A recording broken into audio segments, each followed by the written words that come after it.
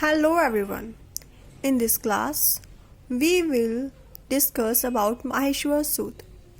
इस क्लास में हम माहेश्वर सूत्र के बारे में डिस्कस करेंगे. माहेश्वर सूत्र क्या होते हैं, इनको क्या कहा जाता है, इनकी उत्पत्ति कैसे होती है, माहेश्वर सूत्र होते क्या हैं. माहेश्वर सूत्र को हम प्रातहार सूत्र भी बोलते हैं या फिर शिवजी सूत्र भी बोलते हैं.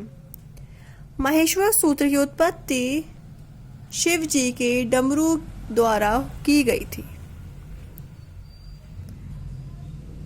माहेश्वर सूत्र हमें पाणिनि जी के द्वारा मिले, लेकिन इसकी उत्पत्ति शिवजी ने डमरू जो बजाया उसकी ध्वनि से प्राप्त हुई थी.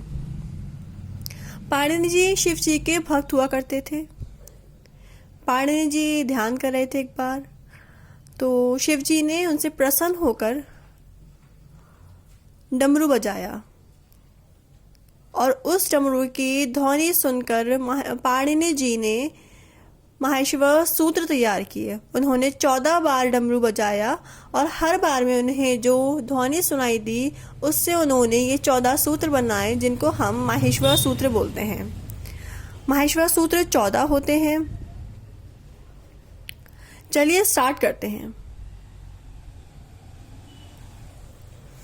सबसे पहला जो सूत्र है इसमें ये है आई उड़. आई उड़, री लिरिक, आई ओंग, आई औच, हाई वरट, लण, यम गणनम, झबऊ, घट दश, जब गड़ादश, खा फा छ, ठ थ, च ट त, कपई, श श स, हल. ये हमारे 14 माहेश्वर सूत्र होते हैं. इसमें सबसे पहले जो पहले के 4 सूत्र होते हैं इसको हम बोलते हैं अच. इससे हमें स्वर मिलते हैं. संस्कृत में स्वर कितने होते हैं? 9 होते हैं. संस्कृत वर्णमाला में स्वर 9 होते हैं.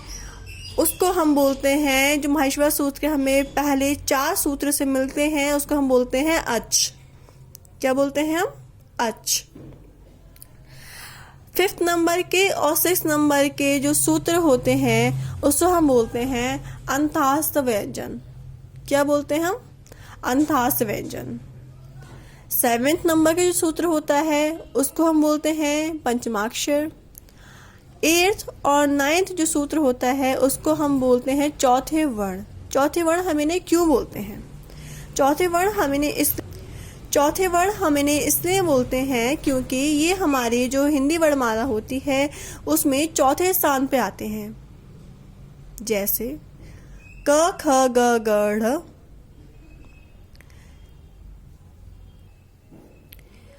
फिर जो हमारे 10th नंबर पे आते हैं जो सूत्र आता है वो हमारी वर्णमाला के तीसरे वर्ण होते हैं. 12वें नंबर पे जो सूत्र आता है वो हमारा पहला वर्ण होता है, जैसे का, पा, य. 13वें और 14वें नंबर पे जो हमारे आते हैं सूत्र उसको हम बोलते हैं ऊष्म व्यंजन. क्या बोलते हैं हम? ऊष्म व्यंजन. ये कितने होते हैं? 4 होते हैं. 1 2 3 4. ये जो हमारे जिसमें हलंत लगा होता है, जो हमारे सूत्र होता है उसके लास्ट में जो शब्द जो लास्ट में जो लिखा होता है उसके नीचे हलंत लगा होता है उसको हम काउंट नहीं करते हैं.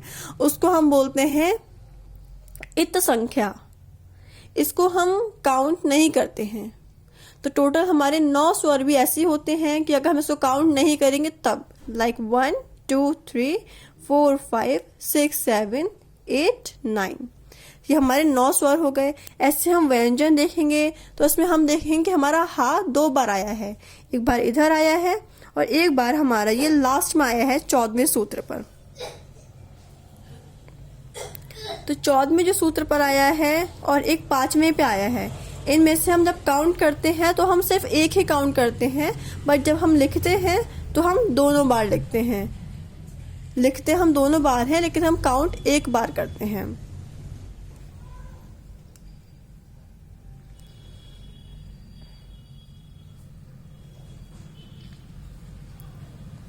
ऐसे ही इसकी एक ट्रिक होती है लर्न करने के लिए।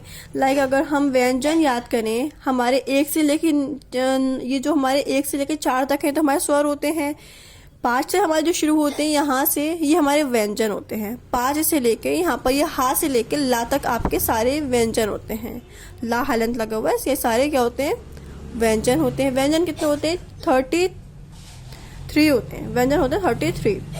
1 2 3 4 5 6 7 8 9 10 11 12 13 14 15 16 17 18 19 20 21 22 23 24 25 26 27 28 29 30 31 32 33।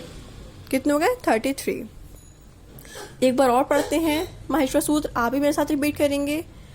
आई उड़ री लिरिक, आई ओंग, आई ओंग, आई औच, आई औच, हाय हायवरट लण लण, यम गणनम, यम गणनम, झबौ झबौ, घट धश, घट धश, जब गण दश, जब जब गण दश, खफ छठ थ, चट तफ, कपय कपई, शश सर, शश सर, हल हल।